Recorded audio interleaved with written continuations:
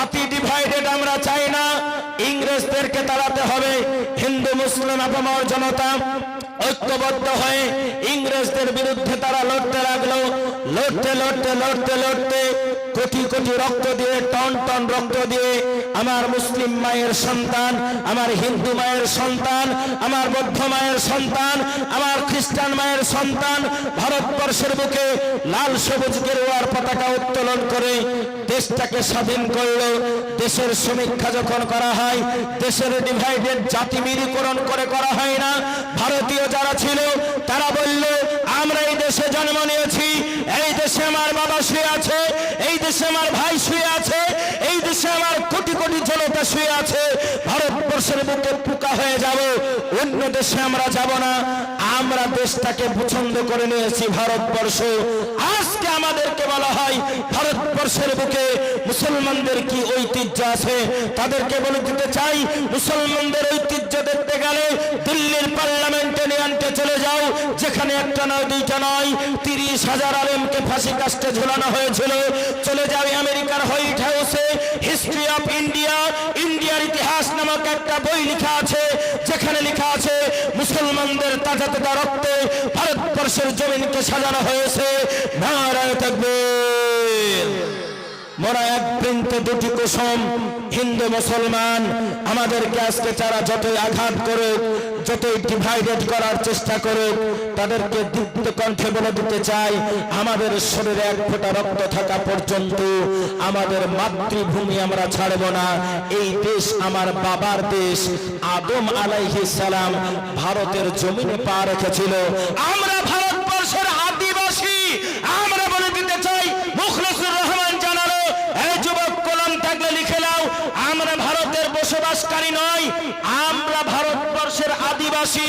ভারত, পাকিস্তান, আফগানিস্তান, শ্রীলঙ্কা যখন এক ছিল, আমার পিতা আদি পিতার পাটা সিংহলের জমিনে পড়লো, শ্রীলঙ্কার জমিনে পড়লো। ভারত শ্রীলঙ্কা তখন এক ছিল। আমার বাবার জন্ম হলো ভারতবর্ষে। এই ভারত আমার, এই ভারত আমরা ছাড়ব না। নারায়ে তাকবীর। পত্রিকাতে দেখলাম গ্রেফতার হয়ে গেল। আমি আপনাকে জানাই, করোনা কালে তাবলীগওয়ালারা করোনা ছেড়েছিল। এই গদি মিডিয়া, কুকুর মার্কা মিডিয়া, এই গদি মিডিয়ারা বলল তাবলীগওয়ালারা করোনা ছড়িয়েছে। আমি ঠিক বললাম না ভুল বললাম? এই কথা বলে না কেন? ঠিক বললাম না ভুল বললাম? ভয় করে কথা বলে না। মুসলিম মোরা সিংহের জাতি, হয় বাঁচবো নয়তো মরবো। হকের কথা বলতে ভয় কিসের? কোন রকমের ভয় করা যাবে না। এ দেশ আমার, জন্মস্থান আমার, আমার বাবার দেশ। আমার বাবা আদমের পা সর্বপ্রথম ভারতের জমিন, সিংহল, শ্রীলঙ্কা, ভারত এক সর্বপ্রথম পড়েছিল। জাতীয় মেরুকরণে আমার দেশ, আদিবাসী হিসাবেও আমার দেশ। নারায়ে তাকবীর। গদি মিডিয়া বলল করোনা ছড়ালো কারা? জামাতের তাবলীগওয়ালারা। এরা জীবনে এর জামাতের লোকেরা যে বটিটা নিয়ে যায়, ভালো আকারের মুরগির গোসলে কাটে না, দেহের চাপ দিয়ে কাটতে হয়। নতুন করে আবার আন্দোলন শুরু করেছে।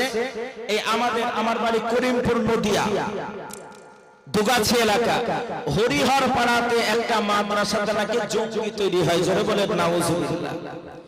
দুধের শিশুর মুখে তোমরা জঙ্গি খোঁজো। আরে জঙ্গি কারা তোমরা কি দেখতে পাও না? জঙ্গি কারা করছে? দেশ থেকে কারা শেষ করছে? দেশের নামে যারা জাতি মেরুকরণ করছে। আজকে মিডিয়া তাদের কাছে চুপ থেকে দুধের শিশুর মুখে তোমরা জঙ্গি খুঁজতে চাও।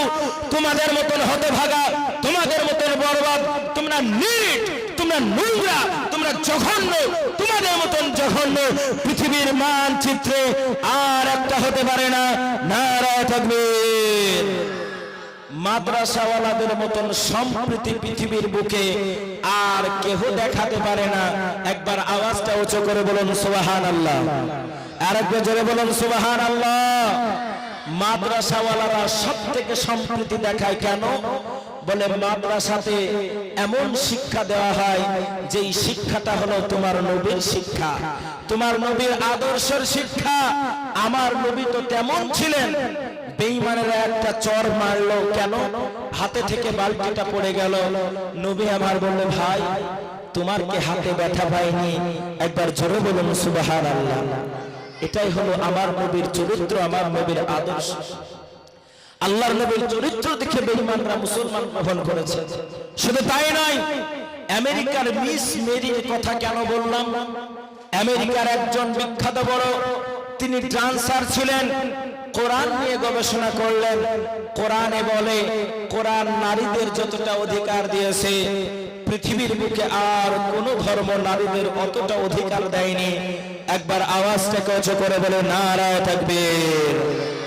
মিস মেরি কোরআন নিয়ে গবেষণা করতে লাগলেন, পড়তে লাগলেন, দেখতে লাগলেন ইসলামের মতন শান্তির ধর্ম পৃথিবীর বুকে আর একটাও হতে পারে না। কেন?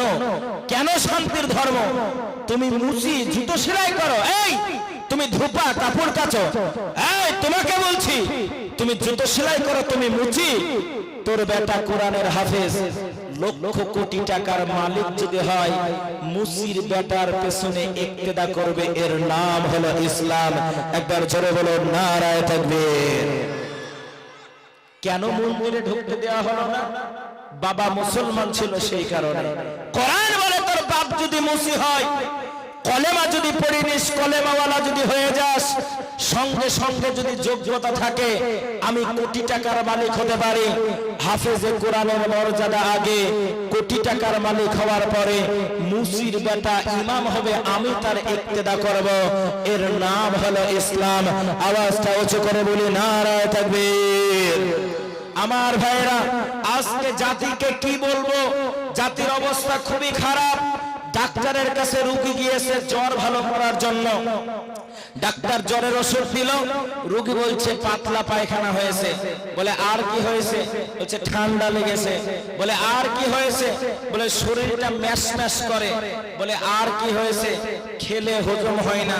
বলে আর কি হয়েছে? গোটা অঙ্গে চুলকানি।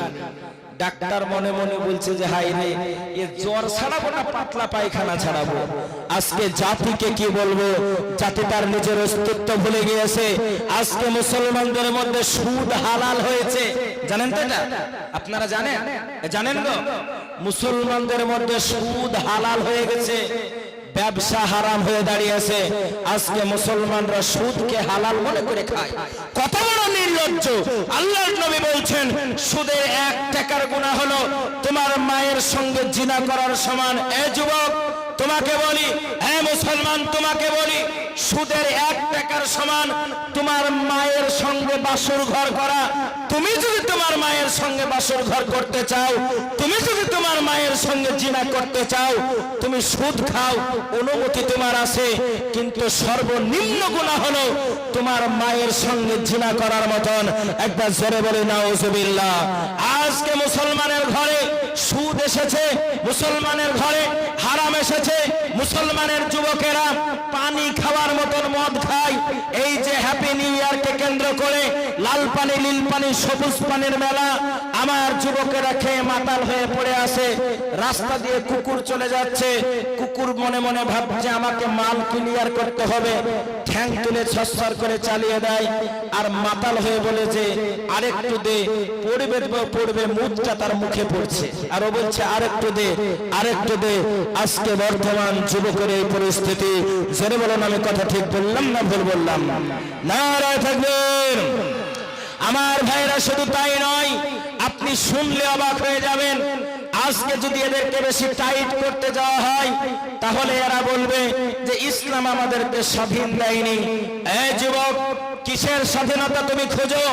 ইসলাম তোমাকে কতটা স্বাধীনতা দিয়েছে তুমি জানো? এই ফসকে, তোর কি মর্যাদা আছে? বিশ্বের বুকে অলরাউন্ডার ক্রিকেটার যিনি, নাম তার হাসিম আমলা। তোমরা জুয়ার IPL খেতে সময় কাটাও। হাসিম আমলার বুকের উপরে একটা ছাপ দেওয়ার কথা ছিল, যেটা একটা নয়, দুটা নয়, ভারতবর্ষের বুকে 100 কোটি টাকা তাকে দেওয়া হতো। হাসিম আমলা বলল, ওই মদের পোশাকের ছাপ আমি পরবো না, তাতে ক্রিকেট বাদ দিতে হয়, দিয়ে দেব। একবার জোরে বলে নারায়ে তাকবীর। পৃথিবীর মানচিত্রে তার মর্যাদা বেড়ে গেল। শুধু তাই নয়, আওয়াজ আসলো একজন মহিলা, নাম তার মুস্কান খান। আমেরিকার বুকে যার একটা স্ট্যাচু তৈরি করা হলো, একটা মূর্তি তৈরি করা হলো, ওই মুস্কান খানের আওয়াজটা ছিল আল্লাহু আকবারের ধ্বনিতে আমেরিকার হোয়াইট হাউস পর্যন্ত কেঁপে গেল। হতভাগা মুসলমান জুমার দিনে নামাজ পড়তে যায়, তাও আবার মসজিদের টুপি পরে। ঠিক বললাম না ভুল বললাম? জোরে বলেন। প্রত্যেকটা জাতির একটা ড্রেস আছে। তুমি ভাবো আমার মুখে দাড়ি রাখলে আমার বয়স হয়ে গেছে, মানুষেরা আমাকে বয়স্ক বলবে। প্রত্যেকটা জাতি তার ড্রেসকে ফলো করে।